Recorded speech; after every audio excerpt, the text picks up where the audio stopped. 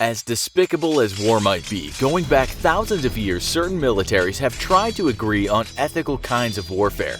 Believe it or not, in the Old Testament, it's written on one chapter that during war, trees should not be damaged, but eating from them was fine. In the 7th century, the Muslim army was told, "You must not mutilate dead bodies, neither kill a child, nor a woman, nor an aged man." And again, soldiers were told that they should leave those trees alone. Even in the often violent medieval times in Europe, there were boundaries, with the church writing that there should be just warfare. But it wasn't until modern times that we started taking the ethics of war, perhaps an oxymoron for some people, seriously. That's what we'll talk about in this episode of the Infographics Show. What is not allowed in war? Okay, so every army in history will have had certain rules as to what's going too far during war. But throughout history, these rules of engagements were mostly an agreement made by two militaries. They weren't always followed, of course, but at least battling armies understood that even killing people had to be underpinned by laws that precluded all-out barbarism. It wasn't until 1864 in the Geneva Convention when laws of war became an international thing. These rules were partly the idea of a Genevan businessman called Henry Dunant. He witnessed firsthand the carnage of the Battle of Solferino during the Second War of Italian Independence. After seeing this, he wrote a book called A Memory of Solferino, and in it he not only describes the horror of what he had experienced, but he also recommended that armies follow certain rules, such as offering humanitarian assistance to the wounded. In 1863, 16 countries got together to talk about creating rules of war, partly based on the ideas of Dunant. In the end, 12 nations agreed on certain terms, and that's what's called the First Geneva Convention. The focus of the agreement was taking care of those injured on the battlefield, not finishing them off or leaving them to die, as often happened before that. For his efforts, Dunant won the first Nobel Peace Prize in 1901. The Geneva Convention was, in years to come, updated numerous times. For instance, after World War I, it was about the treatment of prisoners of war, or POWs. After World War II in 1949, we had the Fourth Geneva Convention, and a total of 196 countries signed this, albeit some ratifying the treaty with what are called reservations. There have since been 3 amendments in the form of what we'll call protocols. These are sometimes breached, such as when armies use certain banned weapons or when soldiers were tortured after they've been captured.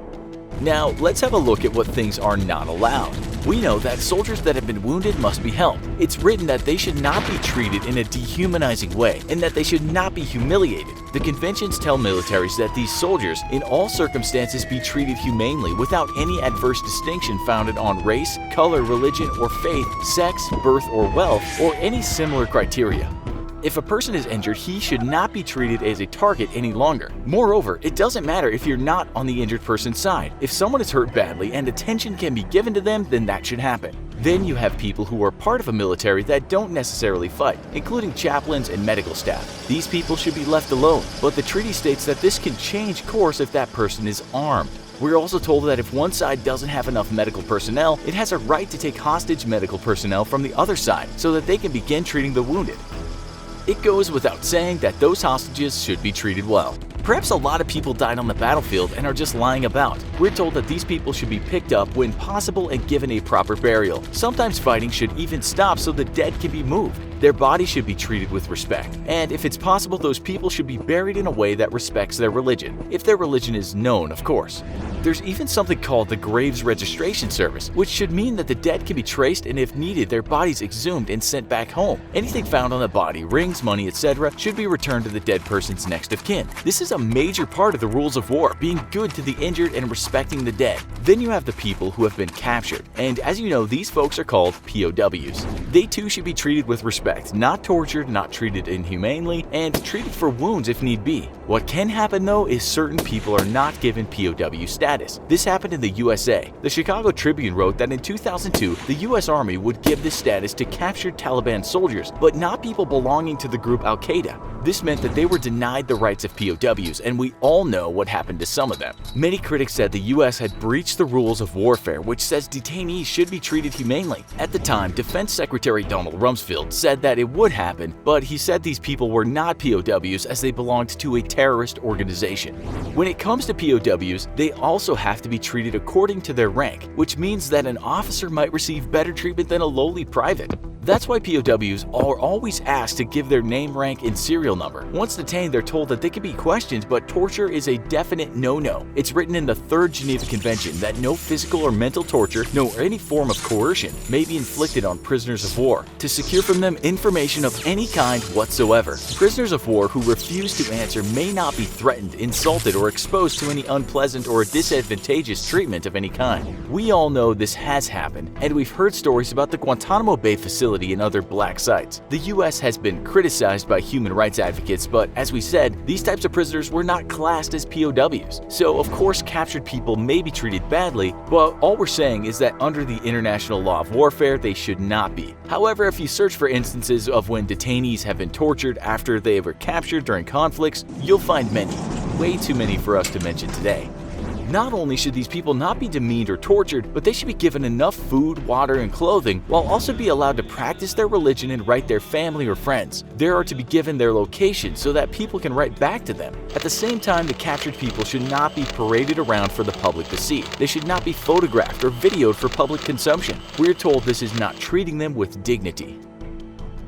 After hearing this, you should know that it goes without saying that civilians should be treated with dignity if they end up too close to an army. They should not be hurt and obviously not be killed. They should be shielded from conflict as much as possible. Again, you can find many breaches of this law over the years. If you want to spend some time reading news stories containing evidence of soldiers willfully killing civilians, you could be reading for a long time, and we're just not talking about militaries of less developed nations. This is a Guardian headline from 2010. U.S. soldiers killed Afghan civilians for sport and collected fingers as trophies. We don't mean to pick on the USA, but only point out that the very developed nations breach the rules of warfare from time to time, just as less developed nations do. The good news is that often soldiers that carry out war crimes are charged for their violence, as were the soldiers in the case of the US we just mentioned. Killing civilians is plain unacceptable, as is stealing things from them. If their property or anything else they have is destroyed during conflict, then those civilians should be compensated. If civilians are injured or killed, then the army that did it should also compensate the family. These are known as condolence payments. The Intercept tells us that the US military's price of life is usually capped at $5,000. This is tricky business, of course, as who wants to put a price on life? One U.S. attorney told The Intercept, "If I have a case of a 28-year-old doctor, they're going to be paid more than we paid for a child of 4. So what is lost, whether a thing or a person under the rules of law, should be compensated for. Those civilians that did not die should not be removed from their homes unless it's for their own safety. They cannot be forced to fight, but they can be made to work if that work is not directly related to violence. They should also be paid for their work and paid according to proper wages, not used as slaves." If a civilian decides that they want to go up and leave during the conflict, they must be allowed to do so. But if a good reason can be given why they should not be allowed to leave, then they can be stopped. All civilians have the right to appeal this. Militaries are also told to protect what we call cultural property. As you can guess, this might include monuments, certain buildings, places of science, but also just books, works of art, and many things that have importance within a culture. You should never mess with the heritage of a culture as far as is possible. There's also laws relating to what weapons one can use. As you probably know, militaries cannot just start dropping the plague on towns or spraying biological weapons around. Yes, militaries all over the world have put considerable effort in developing such weapons, but they are now illegal in war. We might take mustard gas, for instance, which was used in the First World War. This is not allowed to be used anymore. Other illegal things are nerve gas, tear gas, phosphine gas, and even pepper spray, as it's kind of a chemical weapon. Foreign Policy magazine tells us that the use of landmines is a war crime, although we're told that 20 countries have not signed the landmine ban agreement, including the USA, Russia, and China. The treaty also asks countries to clean up all their landmines, which would be some job for certain nations. We're told napalm is not illegal to use, but it can't be used to kill people, only to burn things. The same goes for flamethrowers. They can be used to clear forests and such, but cannot be used to set people alight. This list is a long one when it comes to all kinds of banned weapons. For instance, military should not use dirty bombs, salted bombs, or hollow point bullets or poison bullets. Can you add to our list of what's not allowed in war? What do you think about the rules of war? Tell us in the comments. Also, be sure to check out our other show, Battle of Thermopylae, Spartans vs. Persians. Thanks for watching, and as always, don't forget to like, share, and subscribe. We'll see you next time.